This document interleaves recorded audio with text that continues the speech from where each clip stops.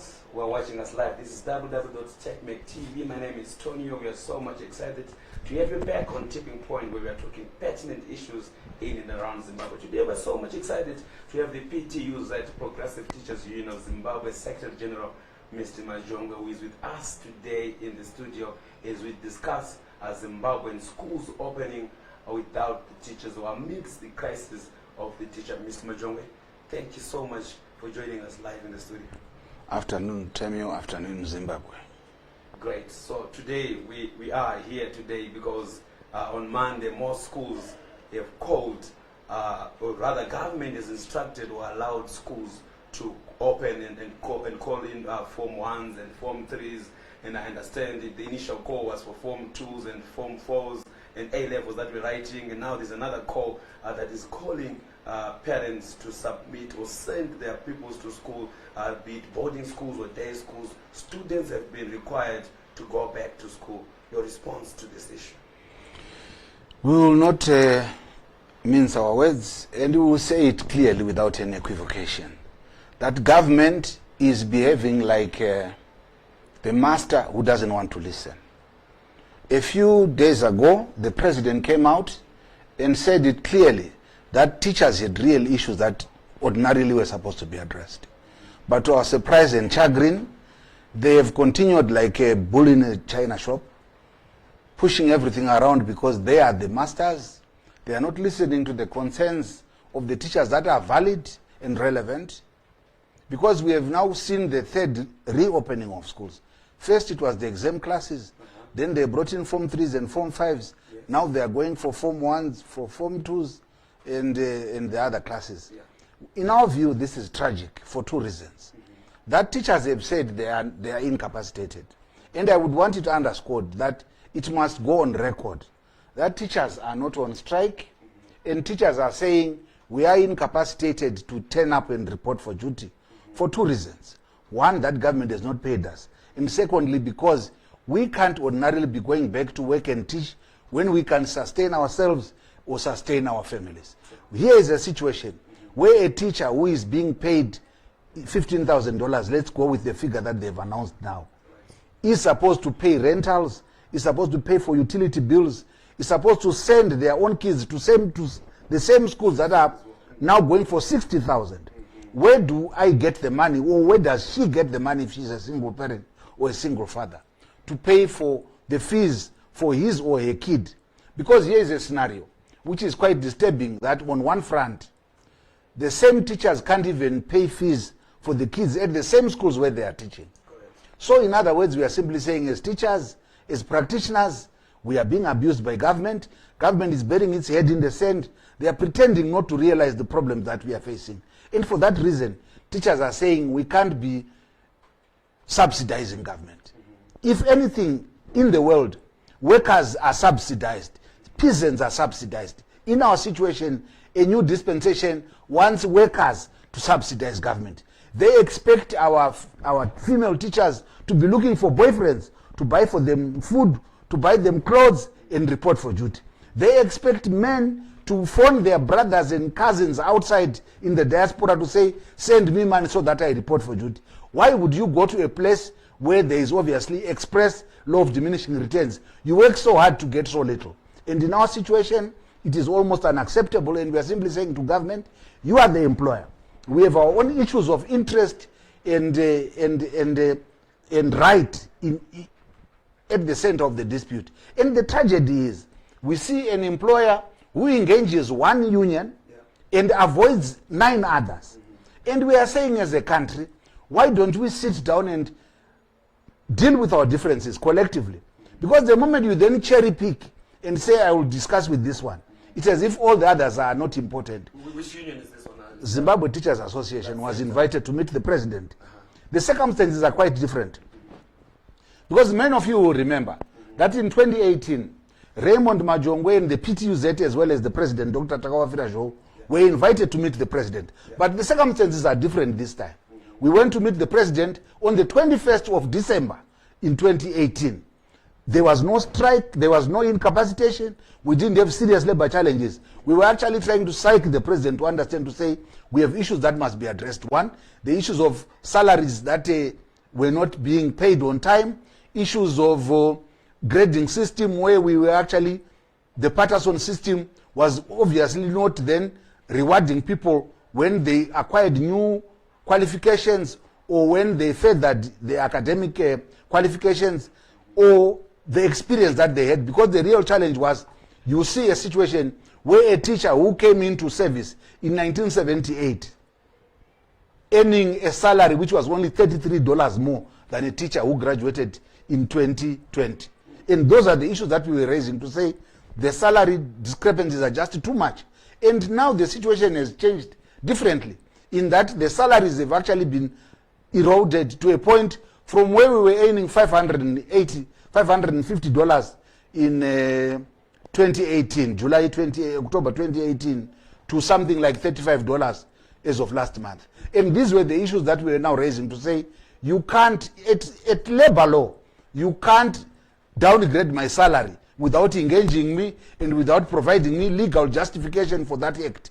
Because what we have now noted is salaries have been downgraded, no explanation, and what government does is they're just issuing threats. Like today, teachers have actually been bombarded with a new threat that is coming from the Public Service Commission that is saying headmasters must provide information on teachers who were not reporting for duty since the 28th. And the headmasters and teachers are panicking. But the bottom line is very clear. No teacher is on strike. And we want to say it for the uptenth time. And government must realize, threatening us will obviously boomerang and do a harakiri on government itself. Because what we're actually noting, because of challenges of social distancing in the region, South Africa is recruiting teachers en masse. And we are losing our qualified, experienced teachers, all because we are just failing to make sure that we upgrade the salaries. Because here's the situation where a government economic mouthpiece, the Consumer Council of Zimbabwe, produces a PDL and says to the nation, the PDL is at 17,244.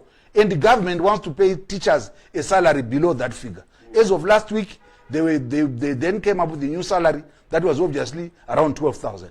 And we are simply saying, we cannot then be expected to be loyal, to be patriotic to a point where you forego your own rights and your own survival simply because you must make the employer happy.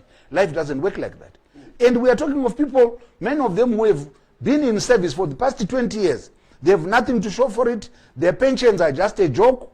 And come these headmasters that are being forced to enforce the law, when they retire, they are going to be paid 40,000 bond, which is... Nothing is to show. There's nothing to show. They leave the profession, they go home, they die. And this is what we are saying. Government must respect its workers. We are loyal. There's nothing regime change about what we are saying. These are people who are simply saying, pay us what we are worth. We can't live in a country where we see unbelievable opulence and excellence and extravagance exhibited, where people are running away with gold in handbags. And then you expect a teacher who is selfless, working tirelessly, being paid money enough to buy a pair of shoes. We are talking of teachers who can't afford underwear from the top class shops in Harare. And you expect us to be quiet. You can only be an idiot to simply pretend that you can't talk about your welfare. Our kids are surviving on 1 meal a day. We can't even have entertainment in our own families. We can't even go and visit Zimbabwe. We know nothing about Victoria Falls. We can't even travel on these new roads that are being built because we have had to park or sell our cars. So in other words, we are simply saying we've gotten to a point where we can't travel, we can't use our cars. Government has justified increasing many things like Zinara, like ZESA and everything, and they are being paid in US dollar terms. But when it comes to our salaries, they drag us into the razzmatazz of the RTGS, which basically gets consumed before it gets to us. You can't withdraw the money. You can only use the money on a cell phone. That is if you are where there's network. This is why many teachers out there can't even access their salaries. They can't buy anything because when they get to the shops, the people there want money in foreign currency. You can't buy cooking oil, you can't buy sugar, you can't buy salt. You've had this conversation, Ms. Majongo, with the government. Yes. I know you've been engaging, especially towards the opening of schools. Yes. What was the tone of the government? What were the promises? And of course, before we even speak about the outcome of it thereof, how was the engagement process like? one must underscore a very critical point, that you meet somebody else to discuss a plight, and they show you compassion, they show you they are listening, but that person is too junior to make any decision, which has almost become the biggest tragedy of engagement in Zimbabwe. This is why you see the teachers now saying, can we now meet the president? Because everybody else cannot make a decision. Ultimately, we think meeting the president is where that's where the power is. Of what use do I need to go and meet a director who in himself is also a pauper like me, a person who is also a plenipotentiary moving from one office to another? He can't make a decision. He is equally pauperized and seriously impoverished to a point that he is just a political actor with no muscle. He can't make a decision, and this is where the tragedy is. We expect government to then empower people within these processes so that we engage people who have the authority, we have the power, and the decision-making capacities. This is why we are simply saying meeting many of these other junior officers is a waste of time. This is why we want to go for HE himself. We need to go and meet ED and say to him, these are the challenges. And the challenge we are now putting to ED is, as long as you are going to be accepting these unions to be relevant, these unions to be legal entities in Zimbabwe, engage us. We have no any sinister agendas. We want to meet the president because we know that is where the decisions are made. He's the one who has the power to give compassion at $75, and nobody else has the power to do that. This is why we are saying, if we are going to be able to meet ED, and he convinces us to say our arguments are illogical, our arguments are economic, our arguments are not patriotic, our arguments are anti-Zimbabwe, our arguments don't take Zimbabwe to the so-called middle income status that they are fighting for by 2030. How do you want to create a middle income status for a country when you have no middle class? We need the middle class first. Let's make sure that teachers become the middle class. We are able to be seen to be economically viable, so that we are able then to say this particular status that they want to fight for is possible because the vehicle through which that can be achieved are there. We don't have a middle class. And we have no reason to be fighting anybody. Like many a time, people come up and say, teachers are being used by the opposition. Which opposition can come and tell me that I can't pay fees? Are we so stupid to tell? We can't think on our own. Yeah. We can't come up with these flankist attitudes to say, whenever we cry for help, whenever we cry for attention, somebody has told us. We can't come from the madness of Robert Mugabe, who was trying to make it a point that when anybody speaks, there must be somebody whispering to them. We can't pay fees. We can't afford food. We can't pay rentals because where we stay, many of the people who own the properties where we live in are people who have benefited from the political connections that they have. And at the end of the day, this is what we are simply saying. Allow us to be citizens, allow us to benefit like everybody else has done, and we take this country forward. We are not being emotional, we are not being angry, we are not being politically partisan. We are simply standing up to say, government, we are citizens of this country. We are not second-class or third-class citizens. We want to save the country. We want to do what we were trained for. We are teachers, but we must be respected. What is the situation like right now at schools? What is the feedback, the general feedback? And maybe in the interest of national discourse, what statistics do you think of teachers are actually attending to lessons as we are speaking right now? How is it like out there? The truth of the matter is, you go to any school, you are going to find the 3 or 4 people who are there. The headmaster, the deputy, the senior master, and a few who are obviously used by government as strike breakers once in a while. The truth of the matter is there is no teaching that is going on. When Minister Ken Matema said 30% of teachers are there, that we dismiss it with the contempt it deserves. There is no teaching that has been going on.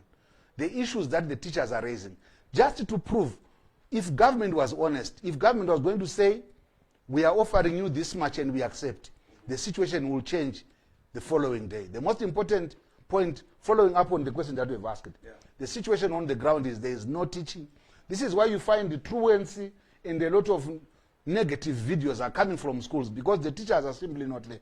But you can't blame this wayward behavior on the absence of teachers. Bringing up a child does not, you don't necessarily need a policeman. If there's no policeman, we can't see you urinating there because there's no policeman. Correct. It must come back to your social fiber to say what is correct, what is right, your own moral values, and respect of your own being and remembering that Ubuntu is something that is inculcated from the family. You can't then say because teachers are not there, kids are going to be taking axes and chopping other kids' heads off because the teachers are not there. Teachers are not disciplinarians. We have been told that teachers can't even discipline our kids. Because the truth of the matter is, some of us, and Raymond Majonge has come out very clearly, that we can't remove corporal punishment from our schools. And these are the offshoots of it. We've communicated and we've told and celebrated that kids are untouchable, kids have their rights, you can't do anything to them. And the teachers are simply saying, on one hand, you have told us that these kids have their rights, they are very important, and they are modern kids, and they must be treated with modernity. And this is why teachers are simply saying, we can't touch them. But the truth of the matter is, there is no teaching that is going on. And we are simply saying, if government is honest, why are we now sacrificing the kids of the poor? Yeah. Because as we go towards these exams, that are going to be very difficult, because I want to assure you, even if they are going to force these exams down our throats, very few people will be there to invigilate them. Because the bottom line is, teachers are saying, why do you want us to go and invigilate an exam that we never taught kids for? Kids went into classrooms for 3 months. We went for a 6 months break. Now we are simply, due to COVID, they've come back, they have not been taught, and you want these exams to go ahead. The most important point is, kids of the rich were the ones who were doing these online lessons. Kids of the rich were the ones who were benefiting from many other modes of teaching on be it e-learning, be it many of these other modes that they use, television and radio. But the kids of the poor were obviously ignored. What of the kids with disabilities, who can't see, who can't hear? What modes were used to make sure that they also catch up with the teaching that was supposed to be done? So as far as we are concerned, Zimsec is simply doing what they're supposed to do. When these kids fail, next year they pay more exam fees to prepare for exams. Who are we punishing here? We are punishing the kids, we are punishing the parents, and we are punishing the poor. This process is basically meant to protect institutional functionalism at the expense of delivering proper service.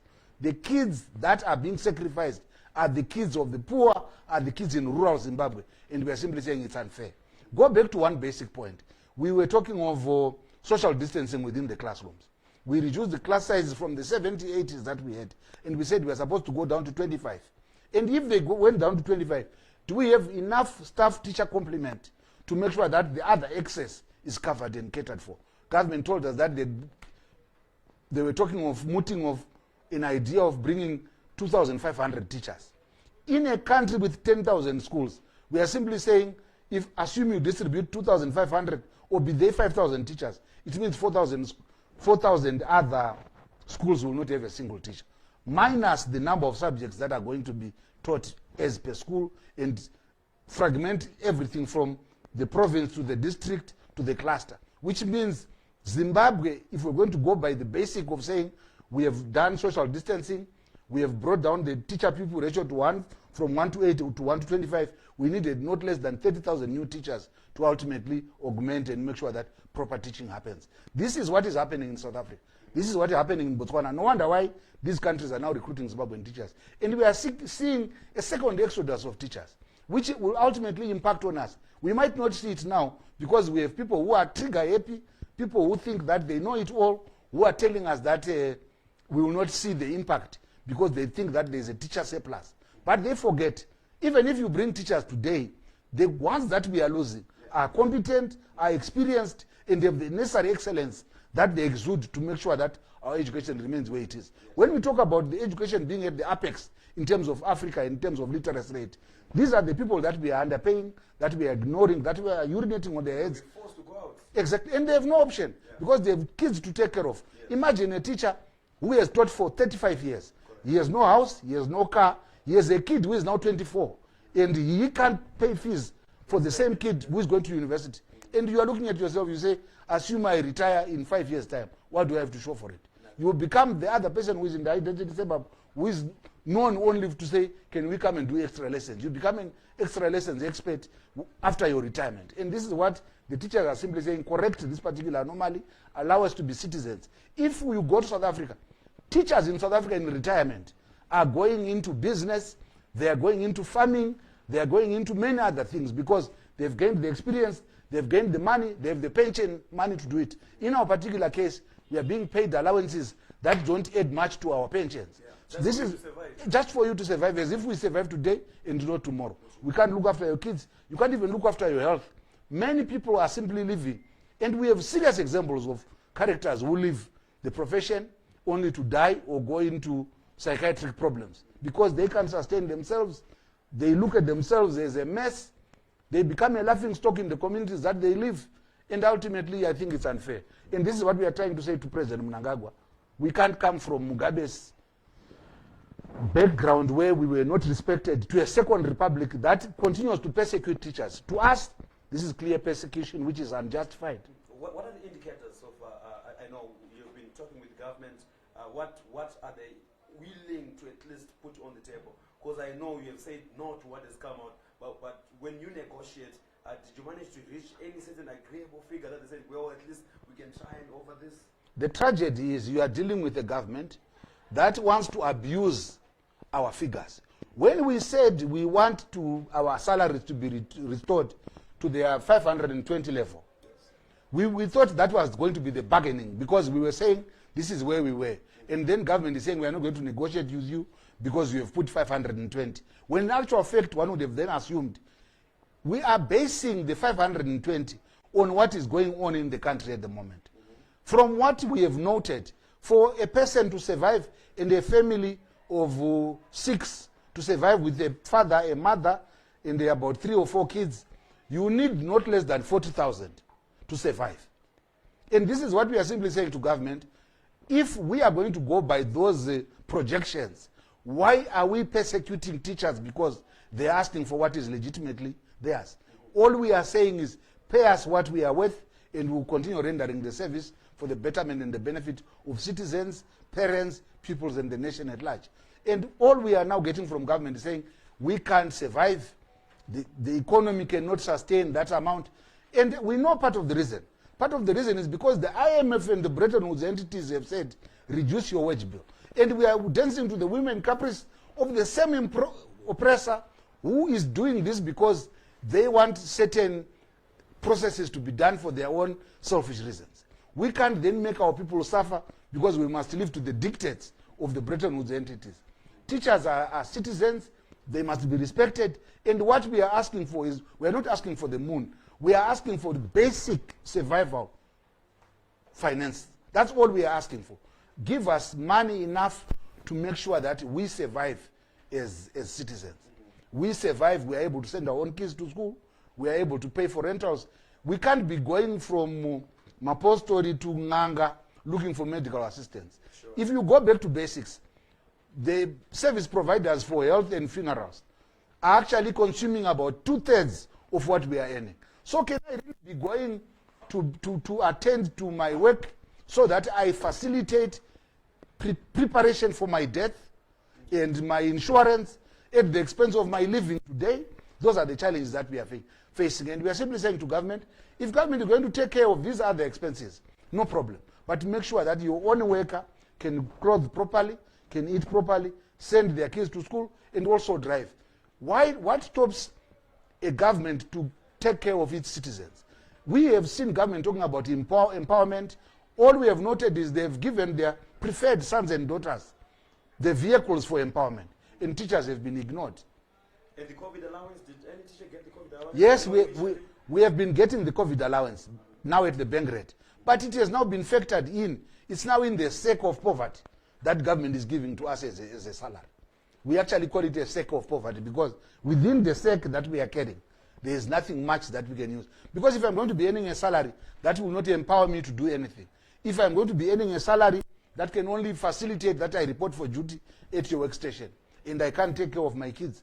My wife cannot even be able to go to a hospital to deliver if she's pregnant. My kids can't go to university. My kids can't even go to preschool. Here is a situation of a teacher. Let me give you a practical example of my father, who was a school teacher, and my mother, who was also a school teacher. They were able to send all of us to boarding schools, 8 kids to boarding school. From there, we all went to university.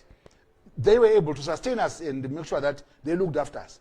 But here is a situation where 2 teachers can't afford to send their child to preschool.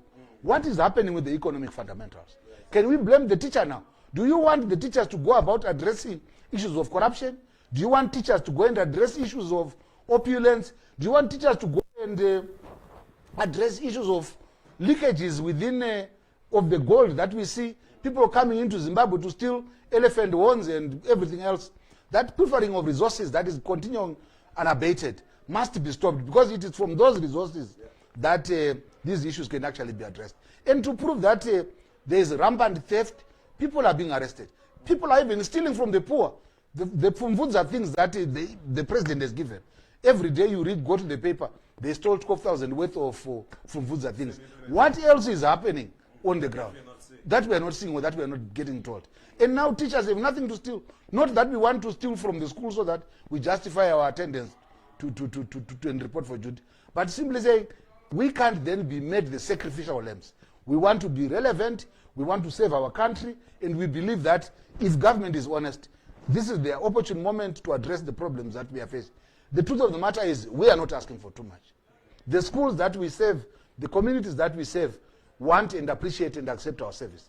But we are simply saying, give us what we are worth. We report for duty, exams will go on, kids will be taught, and Zimbabwe will remain at the apex where it is supposed to be.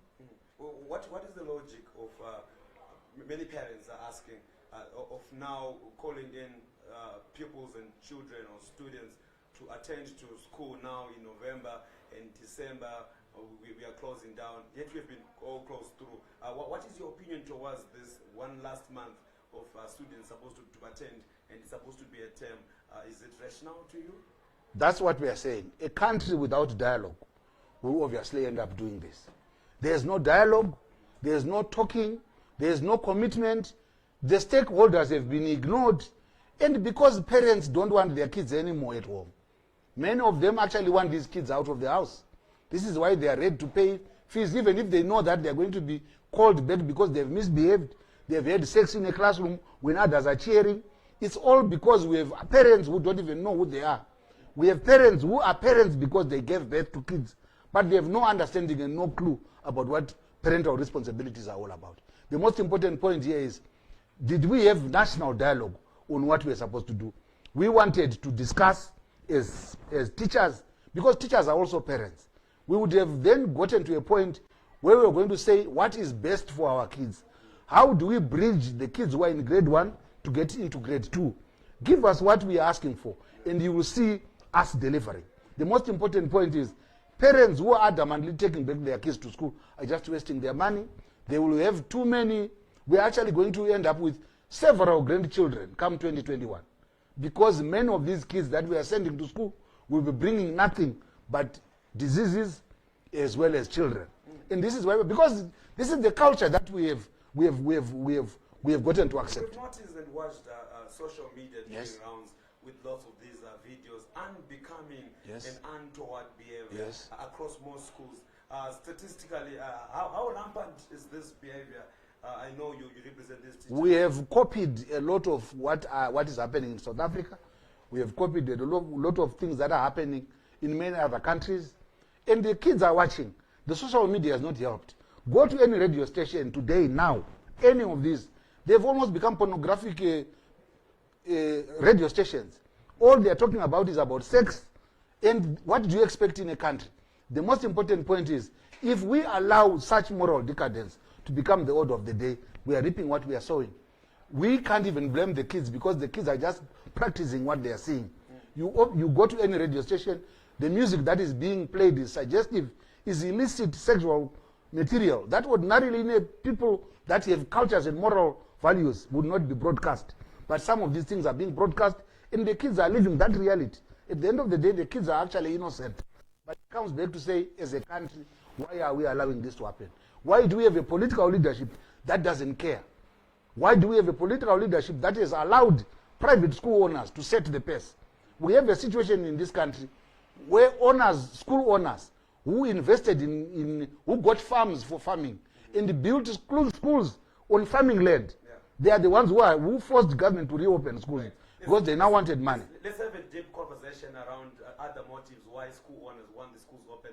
We are going to be taking a short break, and we'll be back after this short message, where we're going to the second segment of other ulterior motives, where we strongly feel that we are not doing our best as far as taking care of our schools. And what other motives are driving this opening up of these schools? We'll be back after this short message.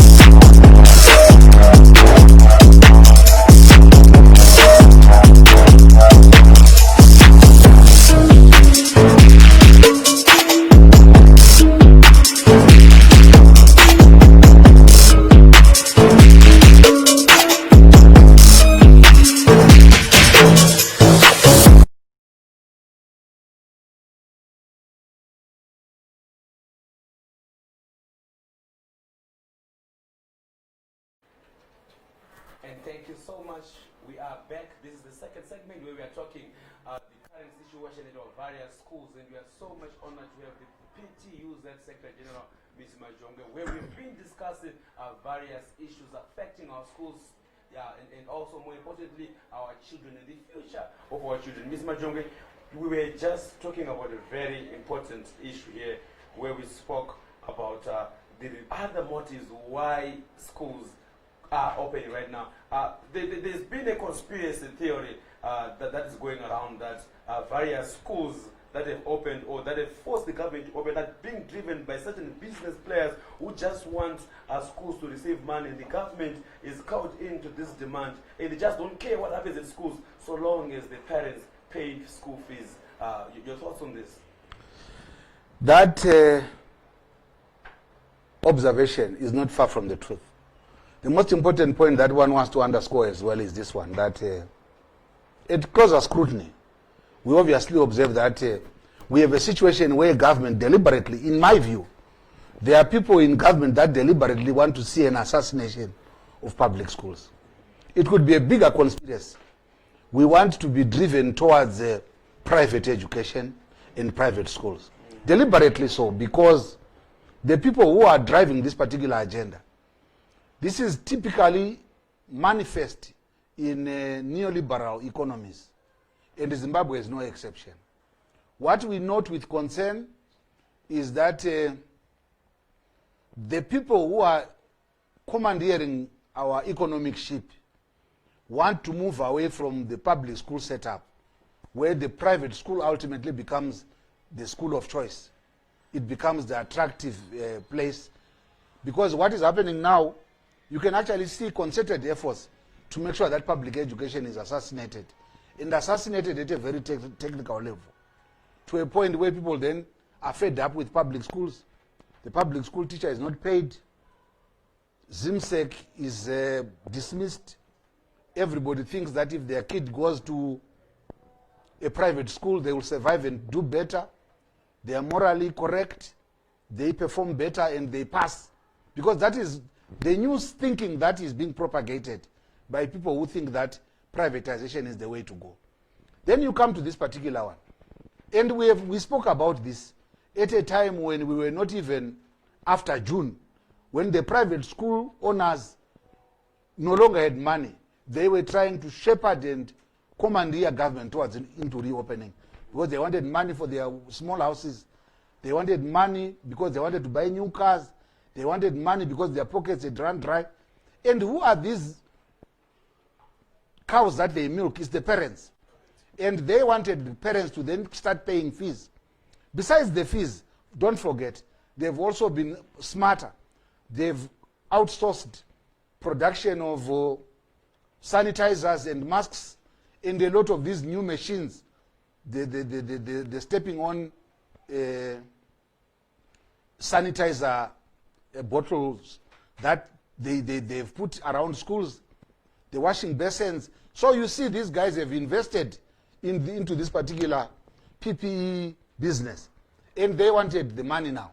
And the best way to do it was to say to government, we are ready to reopen schools. What is the rush?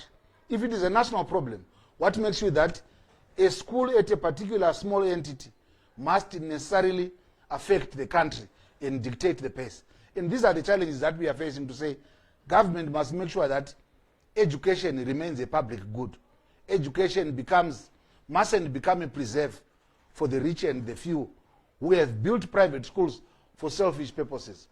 We can't allow the capitalistic tendency to ultimately come in and determine the pace for the basic thing like education, because education must ordinarily become a right for everybody, rich and poor.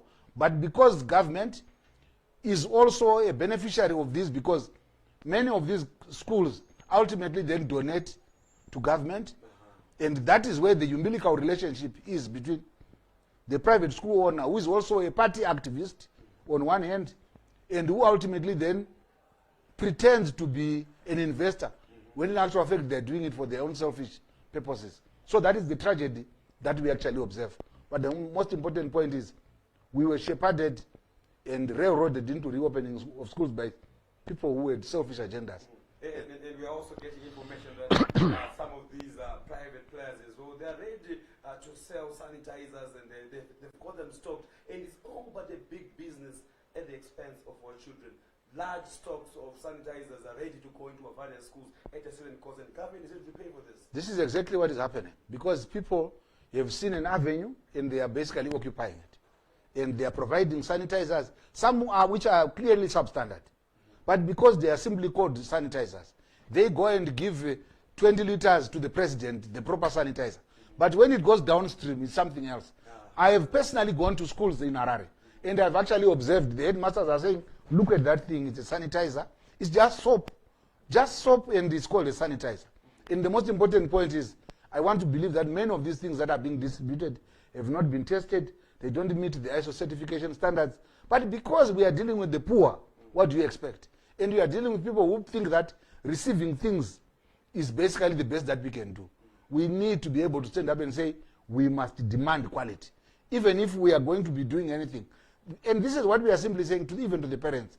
When you take your kid to wherever they are being taken, make sure you show some love. Because if you love your kids, you can't just go and dump them at the school. You know they are not going to be taught, and you are taking your 15-year-old girl to a school where you have heard stories of sexual abuse, but you are still proceeding to do that. And you are not even going there to protect your own child. Let's have that as the last way forward.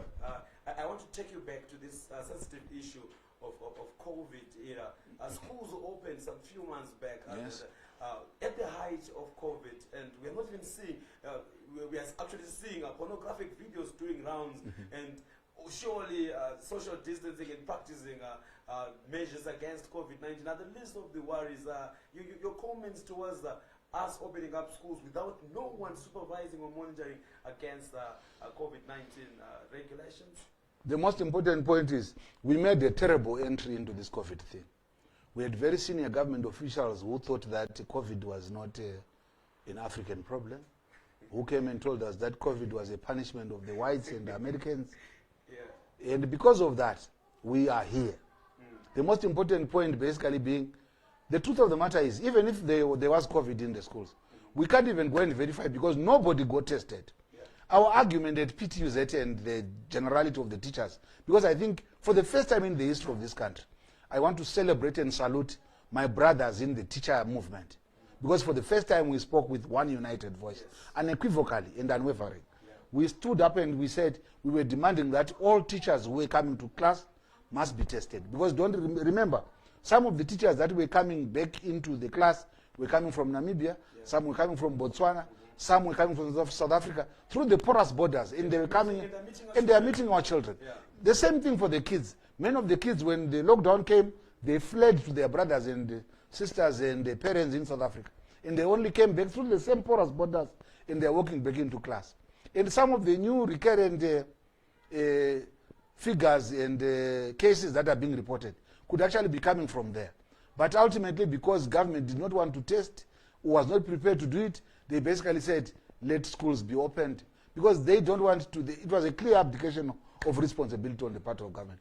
Because they thought that providing sanitizers and providing masks was going to be the solution. But you must understand, many of the masks that we got were substandard. They also lied to the country that they brought sanitizers that when they hadn't.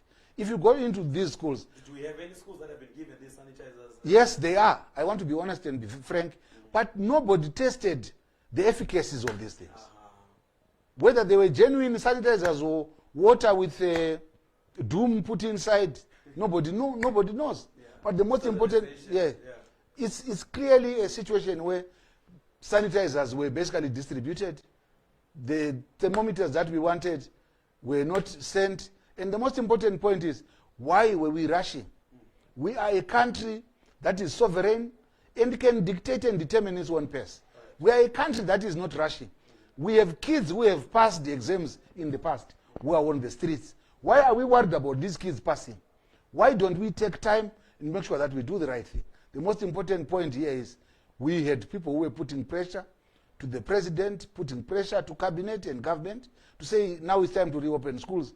Parents who are fed up with their own kids wanted schools to reopen because they wanted them off to move away from home, and they want to dump their kids to the teachers who are ill prepared, who are ill-equipped, who are underpaid, who are hungry. And people think that we basically become amusement agents. We must take care of their kids. This is why you find people who are bitter with teachers. Some forcing us and threatening us to say, you are refusing to do what we want. People think that teachers are there to look and entertain, look after their kids. They forget that this is a duty, a job where people have been trained and we are basically being abused. Allow these teachers to be professionals, allow them to be citizens, allow them to offer a service, and this country will never be the same again. We are people who love their jobs, and like I have said, time without number. We are patriotic and we want to save our country. And if there's no sabotage in what we are saying, we are simply saying to government, address the issues that we are paying, and we will take care of the kids. We will look after the children and make sure that they pass and get better prospects than what we've gotten as teachers. Because from independence, we've produced doctors, we've produced clear intellectual academics. We have gone and gone all over the world and done very well. And we have remained here because we believe it's a calling. We believe we are doing what God asked us to do. But the tragedy is there are people who then think that we must just be used and abused and we have nobody to turn to. Like now, you see people threatening at a personal level. Yeah. Threats are coming every day. They come to your house, they are parked at your house, they threaten you, and you notice and you see it. You drive out, they follow you. But the most important point is, what have I done? I'm just leading a constituency. Majongwe has not gone to teachers and say, don't come for work. Majongwe has said, let us engage. And we are saying this every day. Can we meet the people who matter? Can we discuss the fate of the suffering teachers? Can our issues be addressed? Can you empower the teachers to report for duty? We are not on strike, we are incapacitated. Can these issues be addressed with the agency of now? We want to go and teach our kids. We miss them. But we can't come and teach your kids in your space when we leave our kids to ultimately suffer and wallow in poverty. and ultimately become the workers of your children in 2080 when they are also adults. One more last time, I'll pull you back to this issue. Must we be worried about any possible chances that once the term closes, our children are going to come back and bring back home COVID-19? Should that be a worry? That is a clear point that must not be underscored. There's a second wave of COVID. And these are kids coming from all over. I'll give an example. If it is a school in Harare, there are kids that are coming from Wange to come to this boarding school, kids that are coming from Bulawayo, kids that are coming from Beit Bridge, because this is how the geographical sightings of these kids, and they're coming to converge at a center. There's no testing that is going on. And because of the nature of the problems that we have, when these kids leave to go back home, we can surely be assured that there's going to be a second spike. And it's now going to be worse because many of these kids are not even in themselves understanding what we've gone through because of the earlier messages that we've communicated. We're talking of young kids. Imagine we are now bringing in the legends, the ECDs and grade ones, who don't even know how to wear the mask. You give them a red mask to go to school, they'll bring a brown mask in the evening. Kids who are going to come, they don't know nothing called social distancing. They're going to be coming, they're going to be fighting, they're going to be sharing food. And nobody has prepared these kids for that. And are we being honest and responsible as a country? I want to believe that we have taken this thing for granted because somebody has come back and said, I even see these people on Twitter challenging me and saying kids are not victims. But we also note and know for the fact that 5, 6, 7-year-old kids are dying from COVID in other countries. It could only be something good that God has given us to say COVID cannot affect us because we are already economic victims anyway. Assume the gods go crazy and COVID becomes a reality. When our medical health delivery system is on its knees, we could see a tragedy in this country. We must not keep our guard down. Move around Harare. The kids that are coming to school are not wearing any masks. There's no social distancing. And it's actually a tragedy. That disaster has not struck. But make sure the reality on the ground is we could be actually bargaining for a disaster if we don't manage it properly. Ms. Majongwe, we'll take another quick short break as we get into the third and last segment where we are still discussing these various pertinent issues that are affecting various people's children and more importantly our own children that are going back to schools. Is that a safe place for us to be getting our children back to? And more importantly, in whose interests are we serving? We are taking a short break. We'll be back after this short quick break.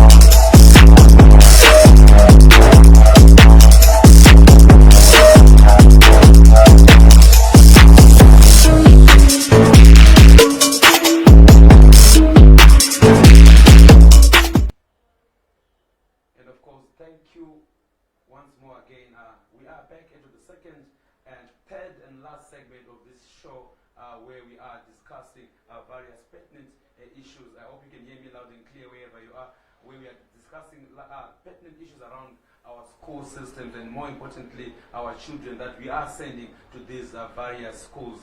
And the biggest question that many parents are asking today is, come Monday, specifically for those who are at various boarding schools, should we be sending back our children into such an environment? Forget the plight of the teachers. How about the plight of our own children? Ms. Majongwe, you represent the teachers. Is that a safe place for you? I'm not asking you as the teacher's representative. I'm asking you now as a parent as well. Should you be taking your child into that environment? Form 1s, Form 3s, and I'm sure Form 5s as well, if I'm not mistaken. They're being asked to come back into that environment. As a parent, is that safe? Should you adhere to that? And what's the way forward? I think the most important point that we would have wanted was to have a national dialogue on this particular matter.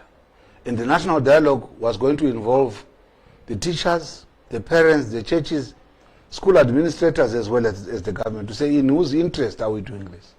The most important point is, having looked at some of the antisocial behavior that became characteristic of our secondary opening, we obviously are going to have a serious rethink to say, what have we now done to address those things? Point number one. Point number two, what have we done to make sure that teachers return for duty? And the tragedy is, I think it's natural with Zimbabweans. The hospital was closed. Patients were not being attended to. They kept quiet. We have come to schools. Schools were reopened. Teachers did not turn up. Kids were brought to school by the same parents who knew very well that their kids were going to schools where there are no teachers. And this is why we end up with mild cases and many others. But the most important point that we want to underscore here is, what is best for Zimbabwe? I think that is where the critical point is. Even if parents decide to bring their kids, what is best for Zimbabwe? What we are simply, as Raymond Majunga, I'm simply saying, we need urgent dialogue. And like I repeat, like I've said, can we engage, even at midnight tonight, the teachers' unions are ready. Can we come and broker some peace? Can we find a long-lasting solution so that we don't throw these kids into the abyss? Some of the mistakes these kids are going to make will haunt them for the future, and will also haunt us as parents as we become grandparents at a wrong time and prematurely. The most important point that we want to underscore here is, teachers are not going to be reporting for duty because they are simply saying they're incapacitated. The only thing that can stop the incapacitation is capacitating the teacher so that they return up for duty, knowing fully well that their economic welfare is catered for. I don't want to come and lie and present a picture where all is going to be rosy. The most important point is, teachers are saying we are not on strike, we are incapacitated, we want to be respected as citizens. Teachers have always been role models in terms of the societies where they live, but ultimately we have become the skunks. We are not respected, we are the laughing stock, we can't pay fees for our kids, and we can't pay for rentals, so we still clothe ourselves properly. It's so sad and terrible that we expect to be providing a service when we are ill prepared and not respected for that service to be acceptable. We are saying to the parents who are bringing their kids, do so knowing fully well that if government has not addressed our issues, it could remain a real challenge. Because on the ground, teachers across union divide, and we are not being political. All unions that you think and talk of, the teachers are saying they are incapacitated. They can't survive, they can't breathe, and they can't come and offer and render a service when the same cannot happen for their own kids. How soon do you think probably maybe this can happen? I know you've been in this struggle for a long time. Do you think that this government is going to appreciate the need for such an agency to get back to the negotiation table to say, how best do we give those salaries to our teachers? It comes back to the government and say, who is the government? I want to believe that if the government, in this particular case, are the people, let the people speak. Let's speak the truth to power. We want the Minister of Public Service and Labor, Professor Mavima, to tell the President the truth.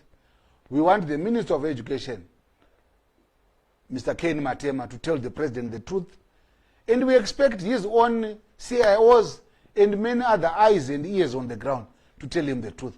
Teachers are not there. Teachers are not teaching. If people want to tell the President the truth, then the President must bite the bullet and say, can I have my teacher unions here? What is the problem? Do you think that's part of the problem, is that the President doesn't know what's going on? Because you seem to have so much confidence in you specifically seeing him so that he gets it from the horse's mouth. Do you think part of the problem is you could not be fully aware of what's going on the ground? Assume that the President is a human being who drives in a car with security details on his left and on his right, obviously reading things that they want him to read. It's quite different from when he engages the people that are coming to say to him.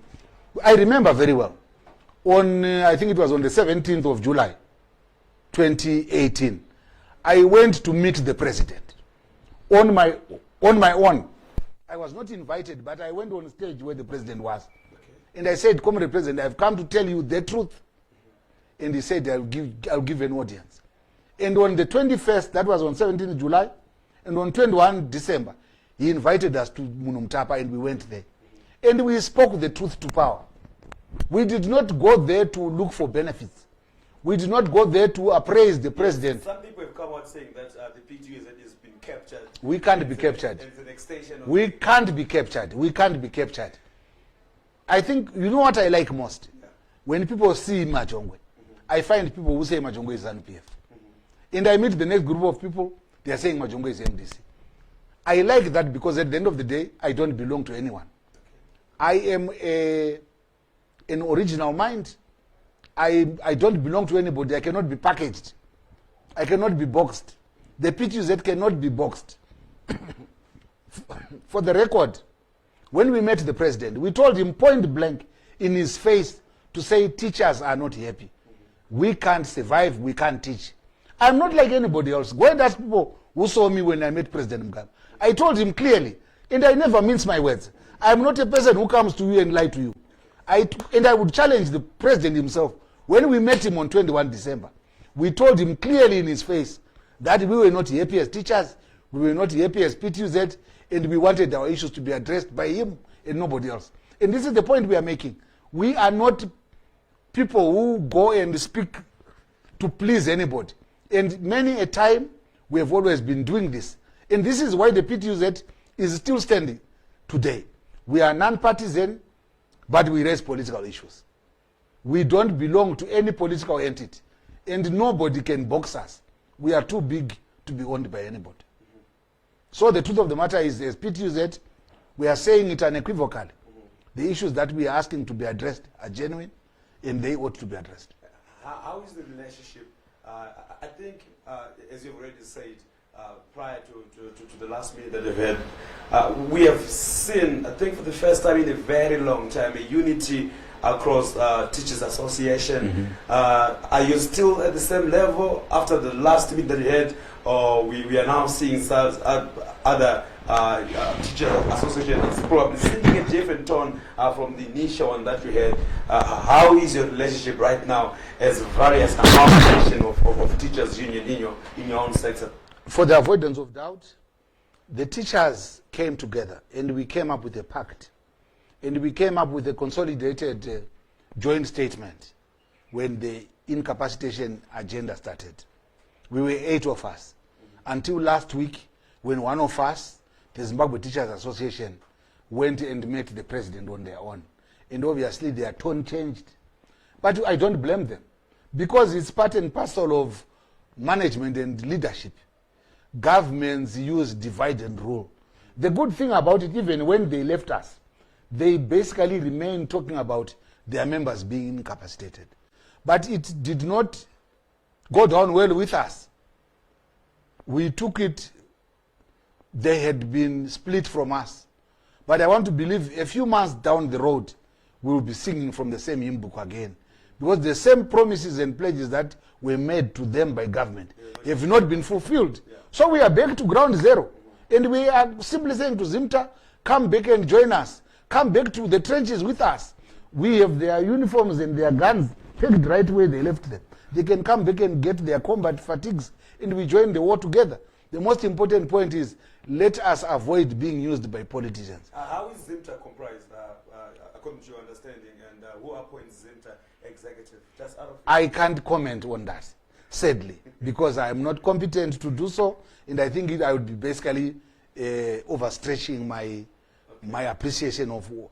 Zimta is Zimta. I can only comment about... I will allow this one. I will allow this one to pass, because I was just trying to understand, in the interest of the unity of the various associations, I would ask a very unfair question as well, just coming up to my head, to say if at a certain point where teachers were under siege, you guys who found the voice together, a very naughty question, if I should say, do you think that at any given point you may find a reason to just have this one umbrella body that still represents the same teachers than you coming out as 8 players who are all basically doing the same thing again? That's why I need to understand your relationship. What has basically happened, you must understand where these unions are coming from. These unions have been created by democracy. We have a constitution that says you have a right to form, a right to belong, and the right to be. Yeah. And this is what people have basically exercised their democratic right. It's good because you go to football clubs, there are many of them. You go to churches, there are many of them. You go to, even have decided to marry more than one wife. It's allowed. And here is a situation where we are coming back to say it's the right of the individuals to create, right to associate, and right to assemble. And this is exactly what is correct. And people must be allowed to do that. The good point here is it's actually very correct and good for democratic tenets, because going down the road, it is wiser, so that at the end of the day, the more the merrier, they say. And nobody is forced to go and belong to a union or an association. You choose the one that you belong to because it serves your interest. But you must also remember, some of these have been created by the state. Some of them are created by opposition. Some are created by other players, because it's a free-for-all. And who created you? PTUZ? Like I said, we don't belong to anybody. Okay. We are who we are because we believe we have a right to exist. Anybody, and the most important point here is, it's the right of Zimbabwean teachers to form and create unions or associations with their choice, because there's an enabling law that says it. The good point that you're asking is, surely Zimbabwe needs one melting pot where all teachers belong to. And the bottom line is, even if they're going to come up in all sorts of forms, shapes, and colors and sizes, we need one federation that puts us together, so that we are able to move forward the agenda of sector-specific alliances. And I think this is where it matters most, because we are coming from a very sensitive sector, where each particular sector, where our sector then must speak to the truth of the matter, where we are looking for allowances that are going to be dealing with kids who are at preschool, the ECD kids, teacher responsibility allowances, teachers who are going to be involved in sport and extracurricular activities, responsibilities of being a subject head of department, teachers who are going to be taking care of teachers with disabilities, teachers who are going to be taking care of sports, teachers who are going to be taking care of many other activities, headmasters' allowances, so that we are able to then make sure that teachers' salaries are improved. Assume government was going to stand up and say, we are going to give you $25,000 today. Then besides that, we are going to say to you, we are going to allow a situation where sector-specific allowances are going to be paid. Where if you are going to be an ECD teacher, because of the risks involved, we are going to be giving you an extra 1,800. And because of the risks involved, and you're going to be a teacher who's going to be in charge of sports, we're going to give you another extra 1,800. And we then start moving from that threshold of 25 until we get to about 35, 40, 45, 48. Can I take 25 as a practical example that you probably teachers can accept? No. Or it's a generic example? It was just a generic. The teachers have said, and I'm here to speak for what teachers have said. I was going to say, assume they're going to give us 25. And then these sector-specific allowances add up that 25 until it gets to about 40, 45, 48, 50. Then we can start talking. And then say we put a roadmap through which something can then be addressed. Because I understand the point where people are saying 50,000 for now is too much. But the most important point that we are saying is, give us an offer that makes us functional, then give us as well sector-specific allowances, and give us a roadmap to say, by February 2021, we must have gotten to this minimum threshold. Let me ask you a very unfair question. Yes, please. If you are to have a figure, the last bottom minimum that you think can excite your teachers as a starting point of this dialogue, how much are we talking about here? It will basically be on two fronts. To say, if you're going to give us an offer, and the offer says, by that particular time and that particular time frame, we're going to be addressing these ones. Because the offer that I will accept must also consider and accept that what I have put across the sector-specific allowances, which will ultimately then benefit the teachers at various stratas of our qualifications, our experience, relevance, and many other things. If they're going to offer us 35,000, 36, 40,000 today, and say we are then going to make sure that you get these extra allowances to make sure that you get to about 50, 52, that would be acceptable. Because as far as I'm concerned, We need to move forward. And the most important point here is, at whatever level, in whatever conflict scenario that exists, it ultimately comes to a point where dialogue has to happen. We are at that point where we are saying to government, let's have dialogue. As far as I'm concerned, the teachers that I represent have said they want $50,000, $520, which will translate at the current bank rate or whatever, something between 48 and 50,000. And I am saying, assume government today says we are going to give you 40,000, then we bargain for many other allowances which are teacher specific. Do you think this government is capable? They are capable. Yes, they are capable. Why do I say that? Look at the deals that they've struck. Look at the number of Chinese and Russian and many other companies that are coming into Zimbabwe. Look at the opulence that we see. Can we come to a country where we see a young boy sleeping on 5 million and boasting and says, because I've been digging, so I must be allowed? That wealth was when God put gold into this country. It was not meant for one boy. It's for all of us. You can't then say that person can go and mine gold, and for me I must go and mine coal and not have bias for it. Allow us to then benefit from those minerals that God gave Zimbabwe. When we talk of minerals being given to a country, God was not focusing on a few individuals who are going to basically do it because of political patronage. Because they are well politically connected, they go and get where the mine claims are, and some of us are busy teaching their children, and they boast with that money. And you then tell us that this country cannot sustain. If one person can be creating a bed with $5 million and sleeping on it, why can't then government use those resources for the benefit of the teachers who are also being of service to the country? Government has the money. The levels of opulence and extravagance that we see are evidence enough to say government, yes, there's enough money for everybody. The tragedy is, look at the leakages of the corruption in Zimbabwe at every court case, at every court in Zimbabwe. There is a very senior official being charged with corruption. Everywhere, in all courts. If this wealth is put to good use, we can pay salaries and make sure that our workers survive and can report for duty tomorrow.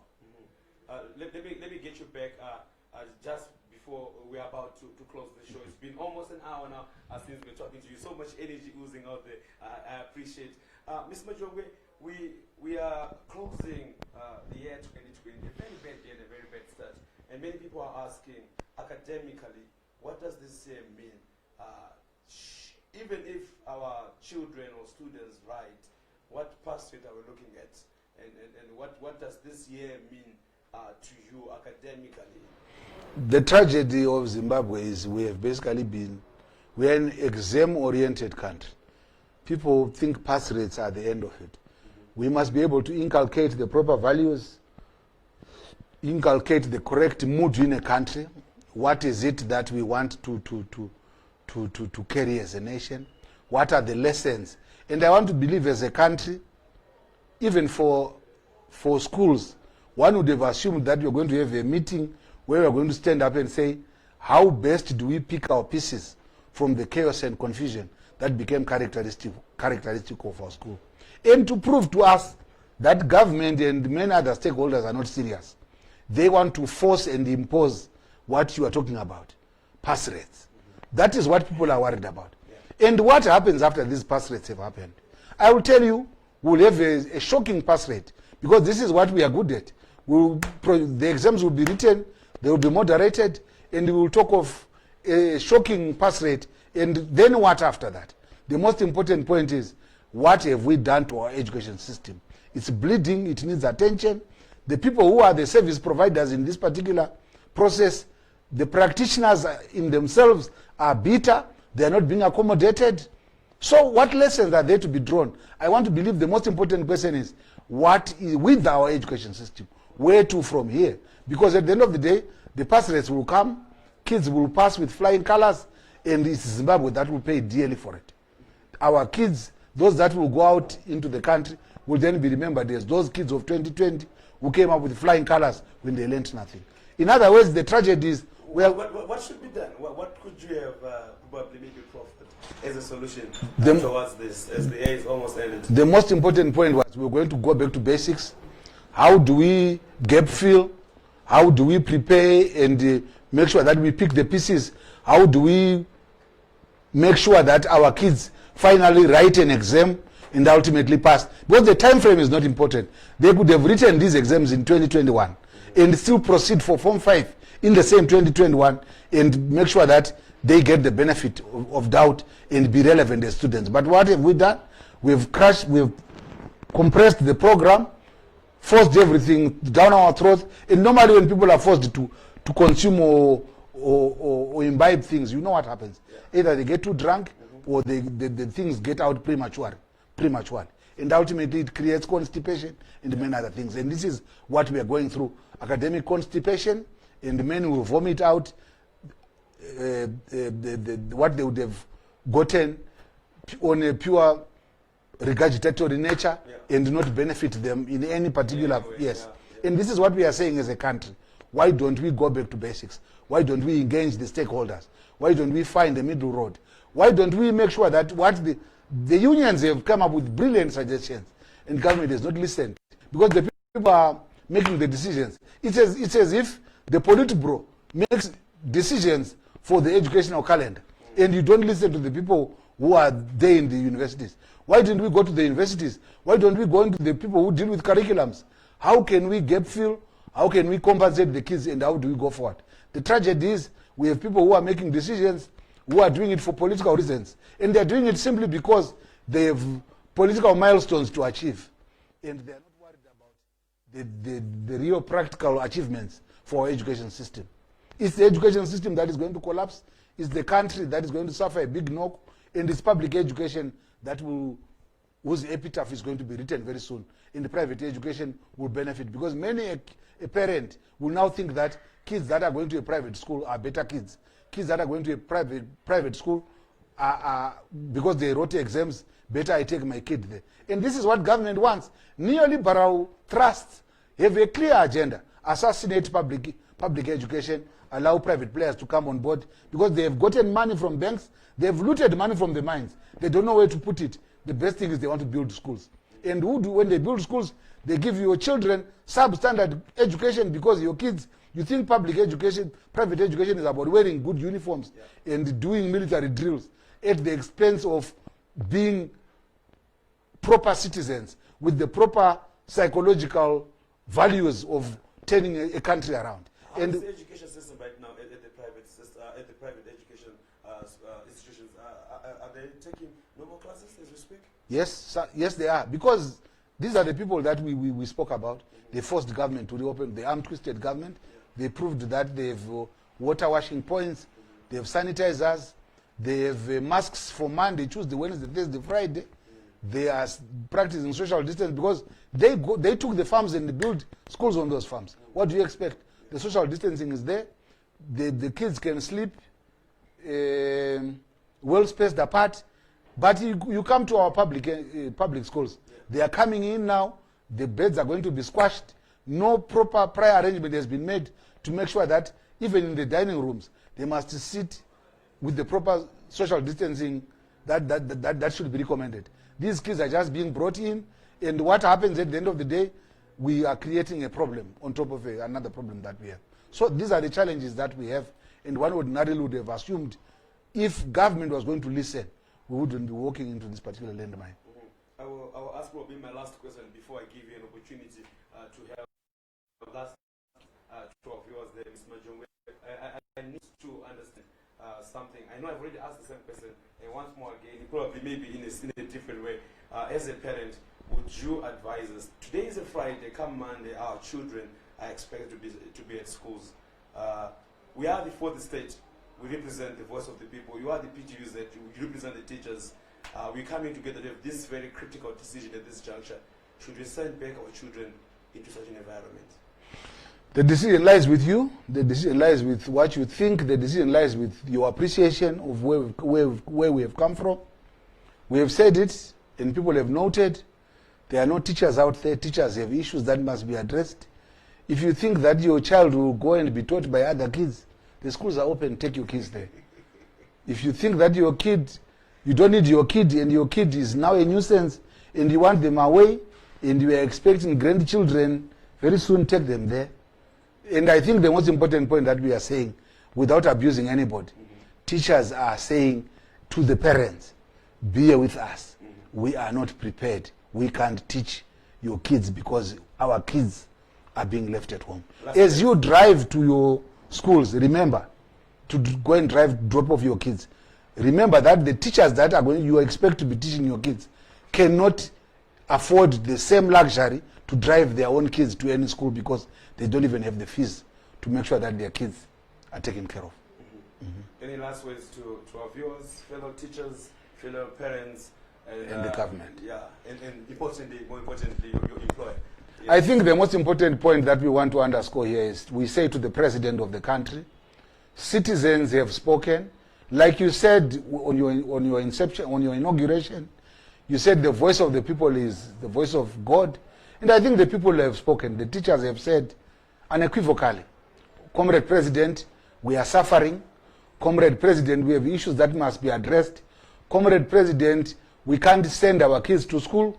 Comrade President, we can't afford basic things like underwear. Comrade President, we can't feed our children. We can't even go to any proper medical health facility because we don't have the money. Comrade President, we are simply saying, like you said on your State of Nation address, kids can only be taught by people who are happy. Teachers are suffering. Can those issues be taken on board, and can those issues be addressed? To the fellow teachers, we are saying, join the trenches like everybody else. To the headmasters, we are saying, well done so far. To the parents, we are saying, bear with us. We want to make sure that we teach your kids at the correct time. And we say to Zimsec, the exams that you want to force will be a disaster because the teachers are saying, we are ill prepared. We can't come and participate in invigilate exams where our kids can't even sit for the same exams. And we also are saying to the generality of the people and parents in Zimbabwe, realize it's the education of the country on trial. If we are honest as citizens, let us go back to basics, engage your local councillors, engage your members of parliament, engage everybody, so that we talk for once about why are we paying school fees for the whole term when the kids are going to be attending lessons for 18 days. Why are we paying so much money? To do what? So that your kids go and misbehave in school? Who is the beneficiary of this money that we are paying? Are we now so rich that we are ready to pay school fees for a term that can then be used in 18 days? As a country, as a citizen, as a citizenry, we are saying now is the time to make sure that we call a spade a spade. Government, citizens, let's talk about this particular matter of education. It's of critical importance. I do thank you so much. That's the PTUZ Secretary General, Mr. Majongwe, who has been speaking on an array of issues as far as the current status of our schools is concerned. I thank you so much to all our viewers who have been watching, and more importantly, we've been doing this as parents and also as the fourth stage, is we are facing a national crisis where we need a way forward that saves the future and more importantly saves our children. My name is Tonio. It's a pleasure to have you guys joining us live right here. We'll see you next time. And today, again, this evening, we're going to be joined by the Zimta's representative, who's going to be with us, joining us live from Blawa. So please do take with us at exactly 5 p.m. once more again. We are supposed to have him today, but due to circumstances beyond his control, we're not able to have him. But surely, we're going to be having him at 5 p.m. as he also speaks about the same condition, more importantly, from a government perspective. I thank you so much for taking your time to join us live right here. It's a ciao. It's a wrap for now. Goodbye. Thank you so much, Ms. Majongwe. Sharp. Thank you.